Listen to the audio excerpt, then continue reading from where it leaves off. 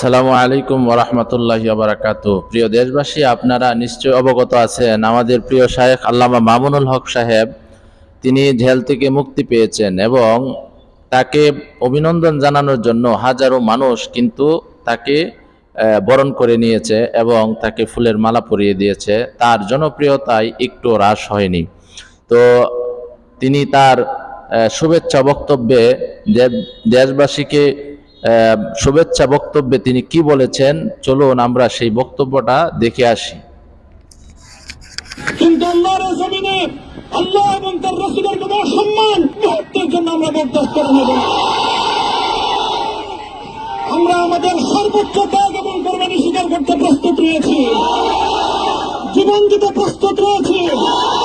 আল্লাহর জমিনে আল্লাহর দ্বীনের ঝান্ডা সমুন্নত করেই আমাদের জাতি ইনশাআল্লাহ, হয়তো শাহাদাত নয়তো খেলাফত ইনশাআল্লাহ। আল্লাহর জমিনে খেলাফত প্রতিষ্ঠার যে আওয়াজ আজ পৃথিবীর দিকে দিকে উচ্চারিত হচ্ছে, সে আওয়াজ বাংলার জমিনে খেলাফতের এই আন্দোলনকে কিরণ যাবে ইনশাআল্লাহ।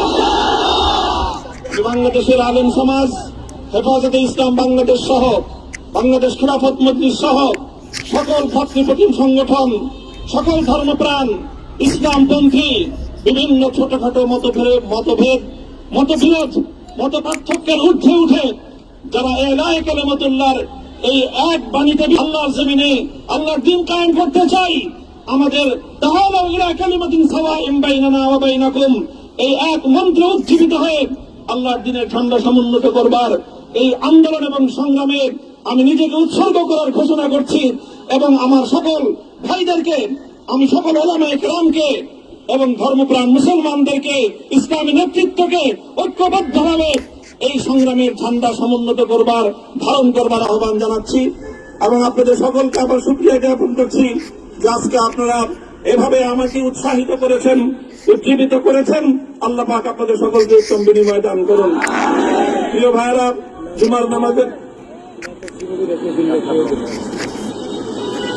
জুমার নামাজের একেবারে ঠিক আগ মুহূর্ত, এখন সব মসজিদগুলোতে জুমার প্রস্তুতি চলছে।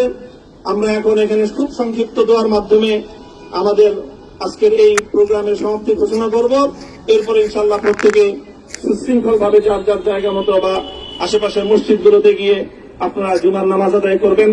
আমি আবারও বলছি, আমি আমার আলোচনার শুরুতে কোরআনে পাকের সেই আয়াতটুকু তেলাওয়াত করেছিলাম।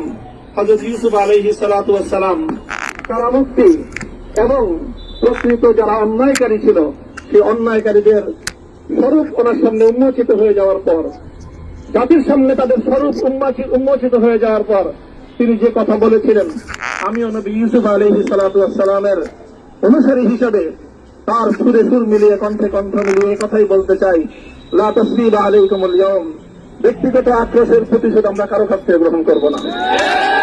সকলকে আহ্বান জানাই, মাদ্রাসা, স্কুল, কলেজ, ভার্সিটি, কোন শিক্ষা ব্যবস্থার ছাত্রদের মধ্যে বিভেদ করার নীতিতে মামুনুল হক বিশ্বাস করে না। আসো, স্কুলের ছাত্র আসো, আমার মাদ্রাসার ছাত্র পাশে দাঁড়াও, কলেজ থেকে আসো, ভার্সিটি থেকে আসো, তোমরা দেশের স্বাধীনতা অক্ষুণ্ণ থাকবে। এদেশের ইসলাম এবং হাজার বছরের যে সাধনা সংগ্রাম, সেই সংগ্রাম বিজয়ী হবে ইনশাআল্লাহ। এই জনপদ ইসলাম এবং মুসলমানদের জন্য হাজার বছর ধরে এখানে কালেমার ঝান্ডা সমুন্নত করবার জন্য আমাদের পূর্বপুরুষরা যে সংগ্রাম করে গেছেন, সেই সংগ্রামকেই আমাদের কাঙ্ক্ষিত গন্তব্যে পৌঁছানোর জন্যই আমরণ এক সাধনা আত্মনিয়োগ করতে হবে। তো প্রিয় দর্শক, আপনারা দেখতে পেয়েছেন মামুনুল হক সাহেব তিনি কিন্তু তার এত নির্যাতন এবং এত অত্যাচার করার পরেও তার উপরে তিনি কিন্তু দমে যান নাই, তিনি বাতিলের কাছে মাথা নত করে নাই।